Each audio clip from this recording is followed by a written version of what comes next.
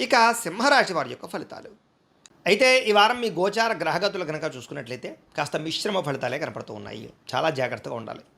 చిన్న చిన్న సమస్యలే పెద్దవైపోయేలా కనపడుతున్నాయి. కాబట్టి సమస్యల విషయంలో చాలా జాగ్రత్తలు తీసుకోండి. ఇంకా సంతానం అంటే పిల్లల వల్ల ఖర్చులు కనపడుతున్నాయి. అలాగే పిల్లలకు సంబంధించినటువంటి చదువులు కానీ వ్యవహారాలు కానీ కొంచెం మిమ్మల్ని ఇబ్బంది పెట్టే అవకాశాలు ఉన్నాయి. ముఖ్యంగా విరక్తి ఆలోచనలు కనపడుతున్నాయి ముఖ్యంగా జీవితం మీద. అలాగే మొండి బకాయిలు బాగా పెరిగిపోవడం కానీ, గృహ నిర్మాణ పనులు ఆలస్యం అవడము, వాహన ప్రమాదాలు, ధన నష్టము, తొందరపాటు నిర్ణయాల వల్ల ఎక్కువ ధన నష్టాలు, ఆర్థిక ఇబ్బందులు, మద్యపాన ధూమపాన వ్యసన పనులకి ప్రమాదాలతో పాటుగా ఆరోగ్యాలు పాడయ్యే అవకాశాలు, ఇంట్లో గొడవలు జరిగే అవకాశాలు ఉన్నాయి. ఐటీ రంగాల వారికి కొంచెం ఇబ్బందులు, ఉద్యోగ సమస్యలు కనపడుతున్నాయి. కాంట్రాక్ట్ రంగాల వారికి స్వల్ప నష్టాలు కనపడుతున్నాయి. విలువైనటువంటి వస్తువులు, స్థిరాస్తులు ఇబ్బందులు కనపడుతున్నాయి.